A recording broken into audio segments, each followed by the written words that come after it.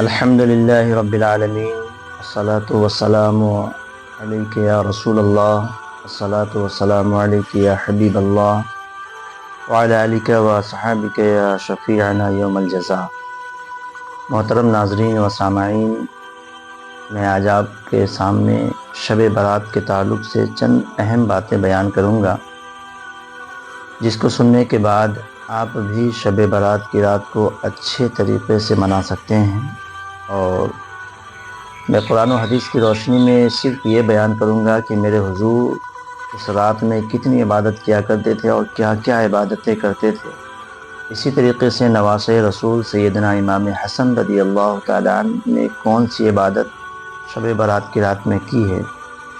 اور ہمارے جو صحابہ کرام ہیں، اولیاء اعظام ہیں،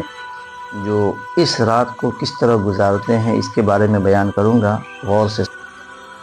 حضرت سیدنا انس بن مالک رضی اللہ تعالیٰ عنہ عرض کرتے ہیں کہ ایک مرتبہ میرے آقا صلی اللہ تعالیٰ علیہ وسلم کسی کام سے سیدنا عائشہ صدیقہ رضی اللہ تعالیٰ عنہ کے گھر بھیجا، تو میں نے عرض کیا کہ جلد سے جلد میرا کام کر دیں، اس لیے کہ حضور صلی اللہ تعالیٰ علیہ وسلم اس وقت نصف شعبان المعظم یعنی شب برات کے رات کے بارے میں بیان کر رہے ہیں، تو میں یہ چاہتا ہوں کہ جلد سے جلد وہاں شامل ہو جاؤں۔ تو سیدنا عائشہ صدیقہ رضی اللہ تعالیٰ عنہ ارشاد فرماتے ہیں کہ اے انس، یہاں بیٹھو، میں آپ کو سناتی ہوں کہ حضور صلی اللہ تعالیٰ علیہ وسلم اس رات میں کیا کرتے تھے۔ ایک رات میں اٹھی تو کیا دیکھتی ہوں کہ حضور صلی اللہ تعالیٰ علیہ وسلم میرے حجرے میں تشریف فرما نہیں ہیں۔ میں ڈھونڈنے لگی، ڈھونڈتے جب باہر نکلتی ہوں تو کیا دیکھتی ہوں کہ حضور صلی اللہ تعالیٰ علیہ غور سے سماعت کریں اور اس رات کو ضائع نہ کریں، اس لیے کہ یہ وہ مبارک رات ہے جس کے بارے میں آقا صلی اللہ تعالیٰ علیہ وسلم ارشاد فرماتے ہیں کہ اسی رات میں لوگوں کے موت اور حیات کو لکھا جاتا ہے، اور اسی رات میں روزی جو ایک سال میں ملنے والا ہے اللہ تبارک و تعالیٰ تقسیم کرتا ہے،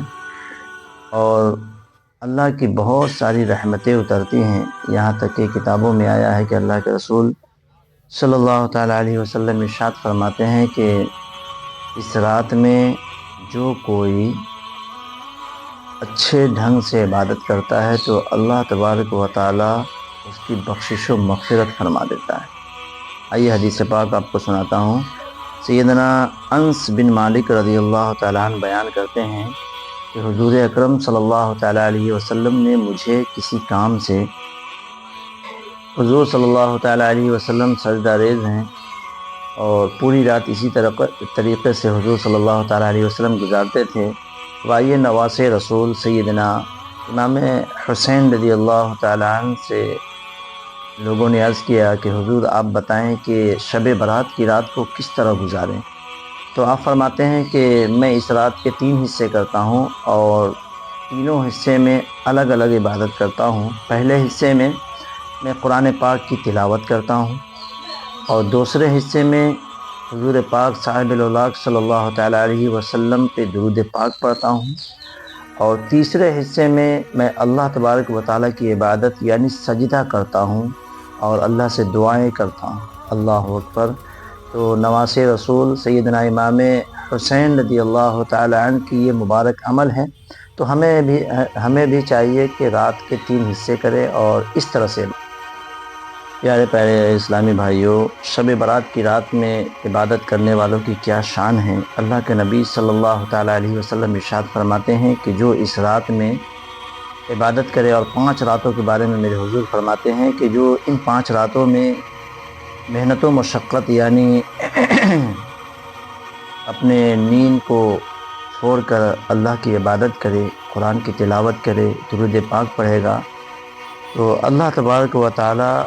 کے اوپر یہ واجب ہے کہ اس کو جنت میں ڈالے۔ اللہ اکبر۔ یعنی اللہ تبارک و تعالیٰ بندوں پہ کتنی مہربانی ہے۔ ایک جگہ حضور فرماتے ہیں کہ شب برات کی رات میں اللہ تبارک و تعالیٰ بندوں پہ اتنا مہربان ہوتا ہے کہ بتاتے ہیں بنو کلب کی بکریوں کے بال کے برابر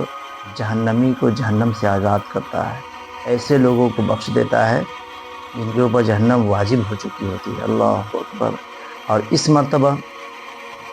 اب کتنی خوش نصیبی ہے ہماری اور آپ کی کہ اس مرتبہ جو ماہ شعبان المعظم کی رات آ رہی ہے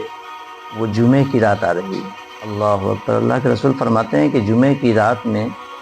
اگر کوئی بندہ کوئی بھی اللہ کی بارگاہ میں عریضہ رکھتا ہے اور منتیں مانگتا ہے تو اللہ تبارک و تعالیٰ اس کے تمام سوالوں کو قبول فرماتا ہے اور اس کی بخشش و مغفرت فرماتا ہے۔ یہ وہ مبارک رات ہے، اور اس مرتبہ اللہ تبارک و تعالیٰ شب برات بھی اسی رات میں عطا کیا ہے۔ تو اللہ تبارک و تعالیٰ کی رحمتیں برس رہی ہے۔ بس ہمیں اور آپ کو یہ چاہیے کہ اس رات میں عبادت کر کے اپنے رب کو راضی کر لیں، اور کس طرح گزارنی ہے میں پہلے بیان کر چکا ہوں،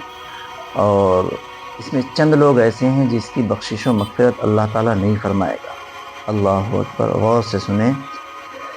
آئیے میں آپ کو اب 6 رکعت نوافل کے بارے میں بتاؤں جو ہمارے بزرگان دین اسلاف کیا کرتے تھے، اور فرماتے ہیں کہ جو اس کو اس طریقے سے پڑھے گا جس طرح میں بتانے جا رہا ہوں، اور تو اللہ تبارک و تعالیٰ اس کی تمام حاجتیں اس رات میں پوری فرمائے گا۔ اور اس نماز کے بارے میں بتاتے ہیں کہ 2 رکعت اس طرح پڑھے کہ الحمد شریف کے بعد ہر رکعت میں 6 مرتبہ قل هو اللہ شریف پڑھے، اور 2 رکعت جب پوری ہو جائے تو 1 مرتبہ سورہ یاسین شریف پڑھے، اور اس کے بعد دعائے نصف شعبان پڑھے، جو میں اس میں ایڈ کر دوں گا، آپ دیکھ لیں گے۔ دعائے نصف شعبان کو اسکرین شاٹ کر کے میں اس میں بھیج دوں گا، آپ دیکھ کر کے بھی پڑھ سکتے ہیں۔ اور پھر 2 رکعت پڑھے، پھر 2 رکعت، یعنی 6 رکعت اس طرح پڑھے۔ بزرگان دین فرماتے ہیں کہ 2 رکعت عمر کے لیے پڑھی جاتی ہے، اور 2 رکعت رزق کی برکت کے لیے، اور 2 رکعت ایمان پر خاتمہ کے لیے۔ اللہ اکبر۔ محترم ناظرین، آئیے اب میں آپ کو وہ عبادت بتاؤں جو میرے حضور کیا کرتے تھے۔ یہ بہت بڑی بات ہے کہ حضور جو عبادت کیا کرتے تھے اس کو ہم بھی اگر کر لیں تو اللہ تبارک و تعالی ہم سے راضی ہو جائے گا، اور اس کے بہت سارے فوائد بھی ہیں۔ سیدنا علی المرتضیٰ کرمہ اللہ الوجہ الکریم ارشاد فرماتے ہیں کہ میں ایک مرتبہ دیکھا شب برات کی رات میں کہ میرے آقا صلی اللہ تعالیٰ علیہ وسلم 14 رکعت نماز پڑھتے ہیں آپ، اور نماز پڑھنے کے بعد ایک جگہ بیٹھ کر 14 مرتبہ سورہ فاتحہ پڑھتے ہیں، اور پھر 14 مرتبہ سورہ اخلاص یعنی قل هو اللہ احد پڑھتے ہیں، پھر 14 مرتبہ قل اعوذ برب الفلق، پھر 14 مرتبہ قل اعوذ برب الناس، اور پھر 1 مرتبہ آیت الکرسی، اور 1 مرتبہ یہ آیت مبارکہ پڑھے تھے لقد جاءکم رسول من انفسکم، اور اس کے بعد آپ اللہ کی بارگاہ میں دعا کرتے ہیں۔ جب دعا سے فارغ ہوئے تو سیدنا علی المرتضیٰ کرمہ اللہ الوجہ الکریم ارشاد فرماتے ہیں کہ یا رسول اللہ صلی اللہ تعالیٰ علیہ وسلم، آپ نے جو یہ عمل کیا ہے تو اس عمل کے کیا کیا فائدے ہیں، اور کیا یہ عمل سب کے لیے ہے؟ تو حضور پاک صاحب الاولاق صلی اللہ تعالیٰ علیہ وسلم ارشاد فرماتے ہیں کہ یہ عمل بہت ہی مبارک ہے، اور اس کو جو ادا کرے گا اس طریقے سے اس رات میں تو اللہ تبارک و تعالیٰ اس کو 20 حج مقبول کا ثواب عطا کرے گا۔ اللہ اکبر، 20 حج مقبول، یعنی جو حج قبول ہو جاتا ہے ایسا 20 حج کا اللہ تعالیٰ ثواب عطا کرے گا، اور پھر فرماتے ہیں کہ 20 سال کے روزوں کا ثواب عطا کرے گا۔ اللہ اکبر، یہ کتنا مبارک عمل ہے، تو آپ بھی اس کو کریں۔ اللہ تعالیٰ ہمیں بھی توفیق دے، آپ کو بھی دے، اور پھر انشاءاللہ کل جو باقی بچے ہیں اس کے بیان کروں گا، اور کچھ مسائل ہیں جو آپ